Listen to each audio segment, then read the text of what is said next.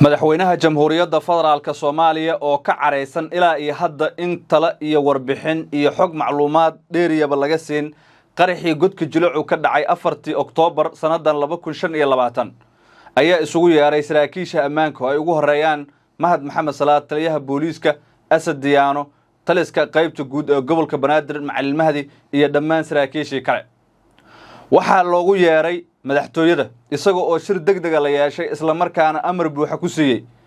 in haddii ay jiraan saraakiil loo xiray kiiskan isla markiiba lala wadaago bulshada maxkamadana la soo taago sidoo kale haddii ay jiraan faahfaahino iyo xogo isa soo taraya la siiyo haddii aysan jirin dhammaantood ay xilalkooda ku waayi karaan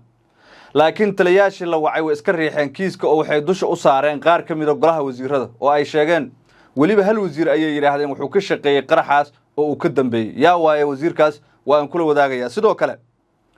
saraakiisha iyo khubarada ammaanku waxay sidoo kale tuhun xoog la geliyeen rag kale oo ka tirsan taliska nisa oo la sheegay inay ka dambeeyeen qaraxaasi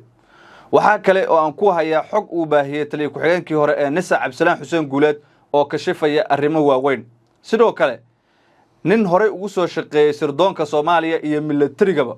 waxa uu ka sheekeynaya hadda Mareykanka ayuu ku sugan yahay wuxuu si weyn uga sheekeynayaa qaraxaasi qaabka loo soo abaabulay cidda ka dambeysay iyo sababta loo soo bandhigi waayay raggii argagixisada ka tirsanaa ee la dilay mar walba oo qarax dhaco oo dagaalamayaal gudaha ay galaan dawladdu waxay soo bandhigtaa meydadka xubnihii argagixisada ahaa ee halkaasi lagu laayay laakiin 8 nin oo gaarin nisa ay leedahay watay oo gudaha u galay jilacow dhammaantoodna la laayay markii dambe meydadkooda lama soo bandhigin sababta ka dambeysay in la soo bandhigi waayo ayaan ku hayaa Kornel Cabdullaahi Cali Macow laftirkiisa wareysi uu bixiyay wuxuu kaga hadlay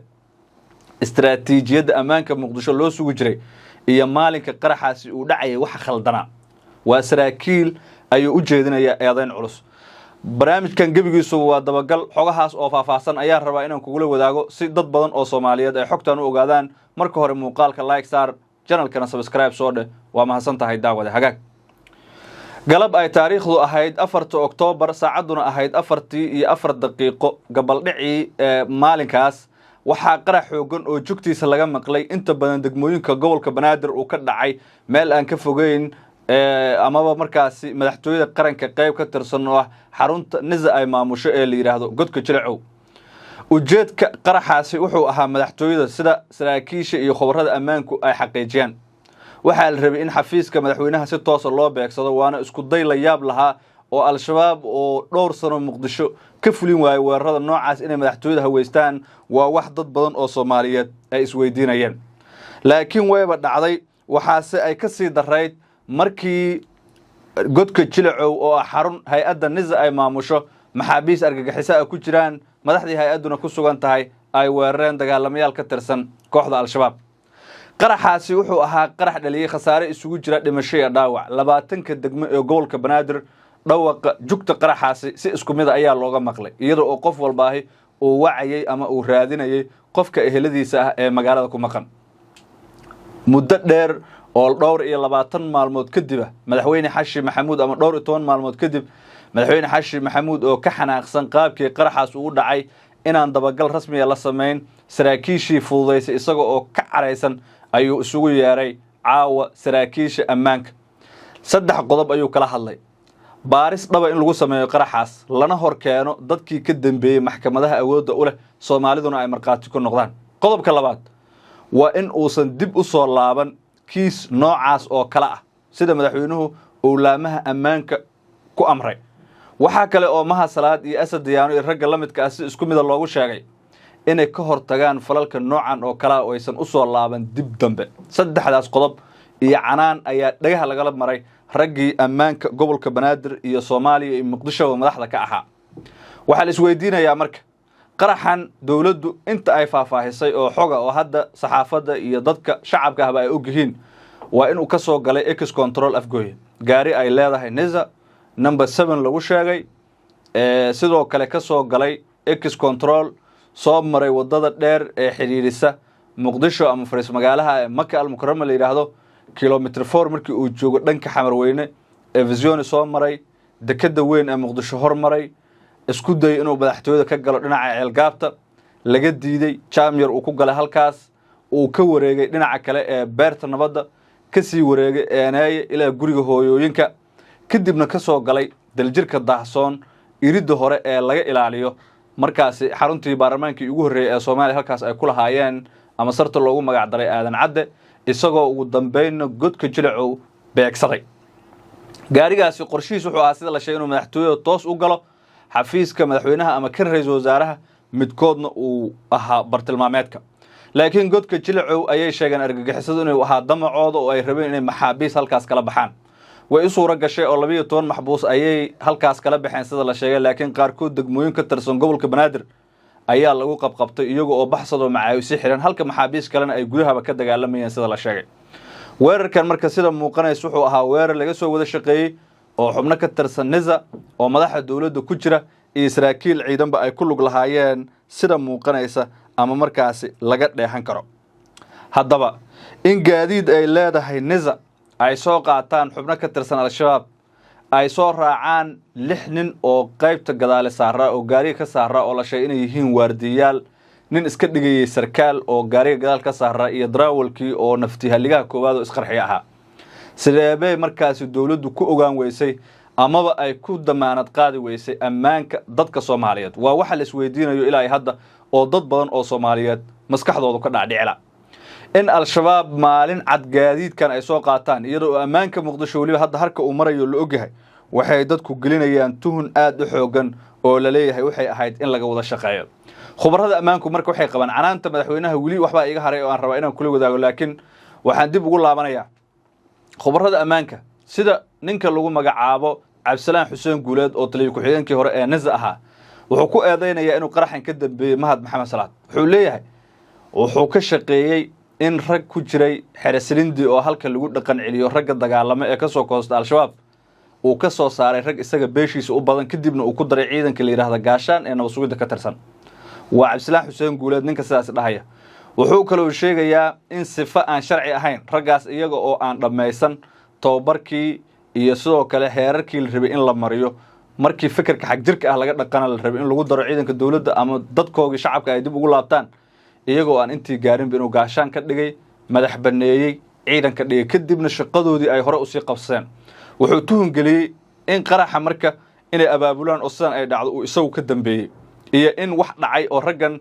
iyagu shabaabnimadooda ay dib ugu laabteen labadaas ayuu tuhun geliyay wuxuu kaloo sheegay in meydadka sababta loo soo bandhigi waayay ay tahay in laga baqayo xog banaanka timaada tusaale ragga la dilay argagixisada ka tirsanaa ee godka Jilcow weeraray ciidan gaashaan bay ahaayeen haddii la soo bandhigo saraakiishii ay hoostagayeen ba arkay askarigeygii hebel ahaa ama taliye unugeey ka tirsanaa ama sidoo kale guuto hebel ka tirsanaa ayaa ku jiray ciidankii dawladda dhexdooda shaki weyn baa ka abuurmay marka iyada oo taas hoos loo dhigaya ayaanan meydadkii la soo bandhigin sidaasna waxa amray Mahad Salaad buu leeyahay Cabdisalaan Xuseen Guuleed oo NISA hore u soo maamulay oo soo noqday taliye ku-xigeenka hay'adda nabad sugidda iyo sirdoonka qaranka Soomaaliyeed ee NISA sarkaalkaasi wuxuu kaloo kashifayaa eedeymo kale oo culculus oo waaweyn oo uu jeedinayo madaxda dawladda oo uu leeyahay qaraxan waxa ka dambeeyay wasiiro iyo sidoo kale rag taliyaal ah oo Mahad Salaadba uu ka carabaabayo adiga marka aragtidaada sideebaad u aragtaa qarax noocaas oo kala ah 2025 inuu ka dhaco Muqdisho waliba gaadiidkii nabad sugiddu ay lahayd loo adeegsado laguna weeraro godka Jilcow oo ah meel ka caagan shacabka iyo xitaa saraakiisha dawladda qof aan nabad sugid ahayn oo awood kula halkaas ma jirto haddii aad wadato ID card madaxtooyada xitaa way kugu adag tahay Jilcow inaad si caadi ah u gasho meeshii sidaas ammaankeeda ugu adkaa in 10 nin oo al-shabaab ay gudaha u galaan kana dagaalamaan waxa la isweydiinayaa su'aalo dhowr ah marka aan intaasi warbaahinta gudaha iyo wixii ay qoraysay aan kaga gudubna saxafi UK ku sugan ayaa isaguna bulshadiisa la wadaagay in qaraxaasi shirkadaha isgaarsiineed mid kamid ah ay ku lug leedahay wuxuu leeyahay al-shabaab iyaga oo dad shacaba saraakiil iyo sidoo kale maxaabiisba dilaya ayay warbaahinta aan iraahdo isgaarsiinta Soomaaliya u ogolaatay inay si toos ah u isticmaalaan taas waxa looga jeedaa idaacad ku hadasha afka argagixisada oo Andalus la yiraahdo ayay dagaalamayaal gudaha ku jira toos ula hadlayeen warbaahintooda iyaga oo leh gudaha ayaan ku jirnaa waa aan guuleysanay iyo ereyo kale saxafigan UK jooga wuxuu leeyahay shirkadaha isgaarsiineed ee Soomaaliya oo qaarkood argagixisada la shaqeeya maxay tahay sababta dawladdu ugu aamusan tahay oo ay tallaabo uga qaadi lahayd in isgaarsiintaadii uu isticmaalo nin argagixisada ka tirsan oo uu dagaal toos oo ku jira dad muslimiina dhiigooda daadinaya adiguna aad raalli uga tahay maxay ka dhigan tahay taas ayaa iyaduna su'aal kale ah aragtaada qaybta faaladan markaas kugu daynayaa ila daawo muuqaalkan aniga horta ganacsiga furtay isma dheheenin adiga lagu tuhmaa ama shabaab furtay meeshaas ka ambaqaadayna aniga ganacsiga furtay misdheheenin waa lagu tuhmaa ama dhibaa lagu geysanaa ama sana wadankaagi ani lacagta hooyaday waxay ii ogolayd xitaa inaan ku tahriibo oo markaa la siinay lacag dhaxal ay ahayd goorma furtay ganacsiga meeshaan ka bilaabina waxaa furay bishii 2024 bishii shanaad maya bishii adii waxaa furay bishii afaraad anigana waxaa laga qabtay bishii shanaad yaa 13deedii dadkan ii yimaadeen i wadeen markaa lee waday aniga waxaa isdhahay kuley 10 nin oo adi oo shabaab ma tihid maxarna intee lagaa waday yani maqaayada ganacsiga furtay ganacsiga meeqo ku shaqeynayay sidoo ganacsigu ku kala socdo sidoo u shaqeynayay waxaa rabnaa bilow ila dhamaad sida ay sheekadaada xariga ku bilaabatay yani kow ani maqaayada markaa furtay ani maqaayada inaa ku ceeshaa u furtay soo waxaa isdhahay lacagtaada way yar tahay Yurub ma aadi kartid lacagtaada ganacsiga ku bilaab okay maxaa xirfadoo taqaanaa labadoo maalina adi dad maqaayad la shaqeeyay xirfad aan taasaa ka haysta markii sidii maqaayada ku furtay maqaayada markaa qof oo furtay meel walba dawladii wax ku bixiya noqotay shati soo gooso maqaayadii waxay u baahan tahay dhinacan amniga kuwan oo amniga oo ayadana ilaalada shacabka xafiiskooda haddana lacaga laga qaadaa warqad oo inaada oo dambi lahayn adi maalin walba lacaga iga bixaysa marka meesha furtay waxaa ii imaana askariya ii imaana geedan inta kale xiji ama waxaa isiisa $50 markii dambe waa ka xanaaqay waxaa dhahay jab aan ku siinayo malaha dhahay iga kortag waxaan xoolahan aan dhaxalkayga waa inaa dhiiban ugu talgal anaa ku ceeshooyaan dhahay iga kortagaa dhahay okay ninkii adi qoryo ii soo baxsay dadana soo dhaxgaleen ani gooniya iska fadhiistay waa ka tagay markii waxaa isla habeenkii rooba da'ayay waxaa ii yimid midkan oo gudoomiyaha Yaaqshiid baawuro uu ka xeeyay ganaax oo i dhahay warqad ganaaxna ma isiina aad $50 oo sida iga qaad shiba iska dhahay waa iska sii tabakal meeshayda sii furtay ayadoo meeshayda ii shaqeynaysa habeen maqrib aalay waday waxyaabaha lagu wadana waxaa wiil ani ii shaqeynay maqaayad kale intoo abal u shaqeynay maqaayad kale intoo video ku duubay muzamila laha wiilkii video maqaayad kale intoo oo ku soo duubay oo asigoo raasanayo wajigiisa xiran oo maqaayadaas oo ku soo duubay maqaayad kale intoo ayadana siinay ku taalo muxuu sameeyay muuqaal oo mashiir lahayo yani nashiido iskor saaray nashiido oo iskor saaray nashiidada oo iskor saaray haddana ficil oo wuxuu sii sameeyay oo afkoo duubay wajigoo duubay qaabkii yani oo shabaabku sameeyay shabaabkii iska dhigay afkii soo duubtay madii soo xirtay haye cunugii madaxiisa marka ani leegu wada marka okay cunugii saas asigoo la raadsanayo waa aaladan wax ma ka fahansano TikTok iyo jahli hadda meesha markii la tagana wuxuu dhahay jahliga iga keenay ani wax ma ka fahansaneen caanima ku raadinay oo maxkamadii oo ka dhahay iyo baariyaasha hortooda sidoo markii adil uu qabanayo lagu imaanayo xarunta shaqada ma yarkii maqaayadaad ka shaqeynaya la wadaa koodii asaa la waday asaa la baxay asi markaa la baxay 2 maalin kadib anaa la yimid markii aniga la waday ani markaa la waday meel oo lahayo sheelal lahayo kuleel badan aalay gilay oo maanta oo dhamaan babis iska dawadeys intee ku taala mar jilco dhaxdiisa ku taala yaa ku wada marka adiga ani waxa ay waday kuwan oo bondeer ay waday ilaalada shacabku bondeer ilmo yaryariis ay wadeen oo ilaa hadda waa dhibkii waa iga muuqdaa sida ii wadeen iyo oo sharaxba yaa ku wadeen markii xaruntaasi lagaaga waday sida maqrib ay ahayd waa iska shaqeysanay alxamdulillah dhahay lacaga adi soo galeen si fiican u shaqaysanaya waa ku faraxsanay maalintaas xitaa shaqada oo ninkaas oo qabanaya aan kaligiiga qabtay waxaa isaaciday xitaa qolo kale intoo ciyaal aday oo baawareeye isaacideen oo anima ii shaqaynaynin shaqaalo oo iga maqnaa marka anigoo marka oo lacagteydii ay ii soo dhacayso iska shaqaysanayo ayadoo albaabada iyo balaqan yihiin ay i wadeen ilaa amarkiis isla markaasaa wiil markaas oo ani i yaqaanaa meesha joogay wiilkii goobtaada ganacsiga marka waxay ku taalaa isbitaal Gendi kasoo horjeedkiisa ku taalay hadda ma ku taalo laakiin waqtigaas meesha ku taalay waxa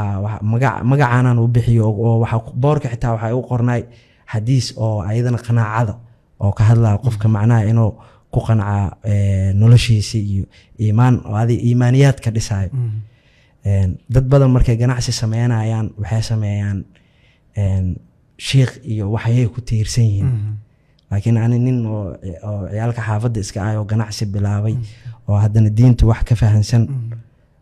ano diinta wax ka fahansana marka meesha furtay waa lagu soo waday meesha waa laga soo waday maqaayadii markay boorkeedii waxa ku dhajiyay xadiiskaasaa ku dhajiyay oo qaala rasuulullaahi sala allahu calayhi wasalam qad aflaxa man aslama wa rusiqa kafaafa wa qanacahu llaahu bimaa aataahu oo asigana xadiis oo saxiix ah muslim oo warinaya oo macnaheedana wuxuu yahay qad aflaxa yacni waxaa liibaanay man aslama ruuxii hoggaansamay ya wa rusiqa kafaafa arsaaqdiisana ee maaragtaa ku filnaatay wa qanacahu llaahu allana ku qancay bimaa aataahu ilaahay wuxuu siiyey macnihii qanaaca waa mahno qofkii qanaacadiisii iyo qalbigiisii iyo shaqadiisii iyo inuu noloshiisa ku qanacsan yahay oo xadiiskaas muujinaa marka xadiiskaasaa ugu qornaa marka anigana isma dhehaynin ninkan oo maanta kuu shaqaynaya dhibkaaga imaana waa lagu soo waday inuu joogto meeshiyaa laga soo waday meeshaana laga keena marka oo kuleelka badan leh oo jilaco meel ka mid ah waa meel oo qofka oo soo dhaweyn lahayo la geliyo sheelo sheelaa lahaa sheelo